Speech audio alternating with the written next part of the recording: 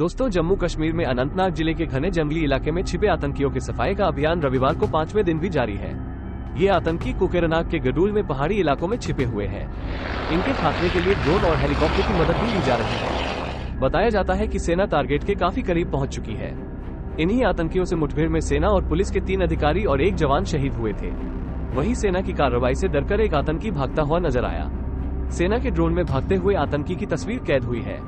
वहीं फरार होने की कोशिश में लगे आतंकियों को सुरक्षा बल उनकी लड़ाई की सामग्री, भोजन खत्म कराकर, नींद उड़ाकर और हर तरह से थकाकर भी निपटाने की कोशिशों में लगे हैं। दोस्तों, ऑपरेशन की हर बात जानने के लिए वीडियो के अंत तक बने रहें। दोस्तों, आगे बढ़ने से पहले कृपया आप हमारे चैनल को सब्सक्राइब कीजिए ताकि हम और ऐसी जानकारी वाली वीडियो आपके लिए ला सके। दोस्तों, सेना और पुलिस अधिकारियों ने बताया कि दुर्गम इलाके में आतंकवादियों ने अभियान में बाधा डालने के लिए सेना के हेलीकॉप्टरों पर भी गोलीबारी की। जंगली इलाके में बड़े बड़े और घने पेड़ हैं। आतंकवादी पहाड़ी की चोटी पर एक गुफा में छिपे हुए हैं। यहाँ पहुँचने के लिए एकमात्र रास्ता है और यह बहुत ही संकरा है। ये रास्ता गुफानुमा है। बाहर से अंदर की ओर अंधेरा नजर आता है, जिससे अंदर देखा जाना बहुत ही कठिन है।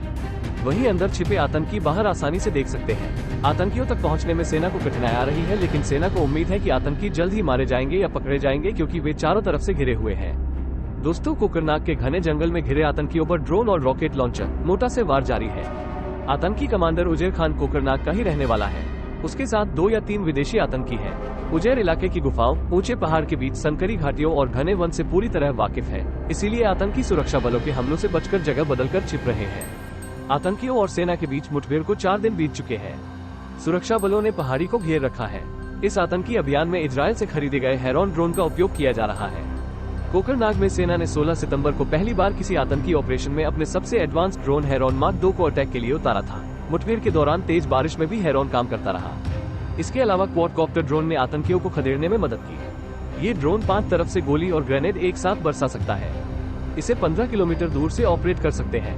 इससे पहाड़ी में छिपे आतंकियों पर मोटा दागे जा रहे हैं। रॉकेट लॉन्चर का यूज भी किया जा रहा है। वहीं सेना हाथों में आधुनिक हथियार लेकर भी फायरिंग कर रही है। चुनौतीपूर्ण भूगोल के कारण क्षेत्र में अपना वर्चस्व हासिल नहीं कर पाए हैं। अनंतनाग में एनकाउंटर साइट पर ड्रोन और हेलीकॉप्टर से निगरानी की जा रही है। शनिवार को सेना ने बताया कि कोकेरनाग के घने जंगलों में आतंकी 12 से 20 फीट गहरे गुफाओं में छिपे हुए हैं। इन गुफाओं को आतंकियों ने सीमेंट, प्लास्टिक और लकड़ियों से ढका हुआ है। दोस्तों, सेना के सूत्रों की माने तो पहाड़ी की गुफा में 3-4 आतंकी छिपे हो सकते हैं। इन आतंकियों में एक उनका सरगना उजैर खान भी है, जो पिछले साल लश्कर-ए-तैयबा में शामिल हुआ था। आतंकियों की संख्या भले ही कम है, लेकिन वे ट्रेंड आतंकी हैं। उन्होंने हथियार और गोला बारूद चलाने की लंबे समय पर ट्रेनिंग ली है। ऐसा इसलिए कहा जा रहा है कि आम आतंकी और नौसिखिया लगातार 4 दिनों तक इस तरह से डटकर फायरिंग नहीं कर सकता है। इसके साथ ही उनके पास जो हथियारों का जखीरा है वह भी आधुनिक है।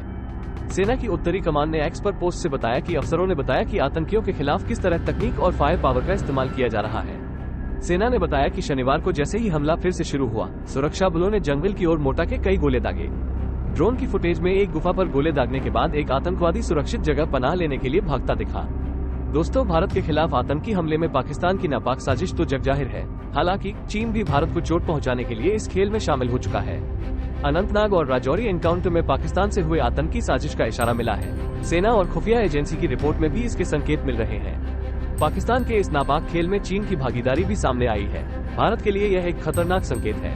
आतंकियों के पास आधुनिक और लंबी दूरी तक मार करने में सक्षम हथियारों की बड़ी खेप चीन में तैयार हुई है। पाकिस्तान को यह हथियार चीन से ही मिलने का अनुमान जताया जा रहा है। इंटेलिजेंस की खुफिया रिपोर्ट में इस बात का खुलासा हुआ है कि भारत के खिलाफ आतंकी हमले में जिन हथियारों का इस्तेमाल हुआ है वो सभी मेड इन चाइना है। भारतीय सुरक्षा एजेंसियों ने पीओके में छुपे आतंकियों के अलग अलग ग्रुप की जानकारी जुटाई है। दोस्तों, पाकिस्तान की खुफिया एजेंसी ISI और आर्मी भारत के खिलाफ खतरनाक साजिश रच रहे हैं। खुफिया सूत्रों का कहना है कि मेड इन चाइना हथियारों के जरिए आतंकी साजिश की तैयारी कर रहे हैं। उरी में आतंकियों के कैंप से हथियारों और गोला बारूद का काफी सामान मिला है। ऐसे इनपुट भी मिले हैं कि चीन की अत्याधुनिक राइफल्स और विस्फोटक का इस्तेमाल पाकिस्तान में बैठे आतंकी कर पा रहे हैं। भारत और सुरक्षा बलों के लिए यह नई सिरदर्द बन सकती है। दोस्तों, सेना और इंटेलिजेंस से जुड़े सूत्रों का कहना है कि घुसपैठ करने वाले आतंकियों को चीनी हथियार जैसे कि पिस्टल, ग्रेनेड और अत्याधुनिक नाइट विजन डिवाइस दिए जा रहे हैं। भारतीय सीमाओं की रेकी के लिए भी चीन के नई तकनीक से लैस ड्रोन्स का इस्तेमाल किया जा रहा है। इसके अलावा भारतीय सीमा में प्रवेश के लिए आतंकियों को खास तरह का डिजिटल मैपशीट भी उपलब्ध कराया जा रहा है और यह डिवाइस भी पाकिस्तान को बीजिंग से ही मिला है। सुरक्षा बलों के सूत्रों ने बताया है कि चीन और पाकिस्तान की हथियार और युद्ध उपकरणों की तकनीक का लेन देन लंबे समय से चल रहा है। भारत के खिलाफ पाकिस्तान की मंशा और अपने देश में आतंकियों को पनाह देने की वैश्विक मंचों से आलोचना होती रही है। इसके बाद भी बीजिंग की ओर से इस्लामाबाद के लिए मदद नहीं रुकी। सुरक्षा बलों को ये भी पता चला है कि आतंकियों के संदेश भारत डिकोड न कर सके, इसके लिए नई और बेहद महंगी टेक्नोलॉजी से लैस कम्युनिकेशन डिवाइस चीन ने दी है। दोस्तों, अनंतनाग के कोकरनाग में आतंकवादियों के सफाई के लिए सर्च ऑपरेशन जारी है। इधर उरी में भी सेना और आतंकियों का आमना सामना हो गया। सरहद पार से 3 आतंकी घुसपैठ करके देश की सीमा में घुसे और जब घुसे तो जवानों ने फायरिंग की, जिसमें तीनों आतंकवादी ढेर हो गए। इन आतंकियों की मदद पाकिस्तान की सेना कर रही थी। दोस्तों, सेना और जम्मू कश्मीर पुलिस को इस बात की पुख्ता जानकारी थी कि बारामूला के उरी सेक्टर में कुछ आतंकी घुसपैठ करके देश की सीमा में घुस रहे हैं। खबर मिलते ही सुबह सुबह सेना और पुलिस ने अभियान शुरू किया और एक एक करके 3 आतंकियों को ढेर कर दिया। सेना की ओर से जारी बयान में कहा गया कि आतंकियों के खात्मे के बाद जब उनकी डेड बॉडी रिकवर की जा रही थी, तब पाकिस्तान की ओर से फायरिंग की गई। हालांकि पाकिस्तानी गोलीबारी में कोई घायल नहीं हुआ, लेकिन पाकिस्तान का आतंकप्रस्त चेहरा एक बार फिर दुनिया के सामने आ गया।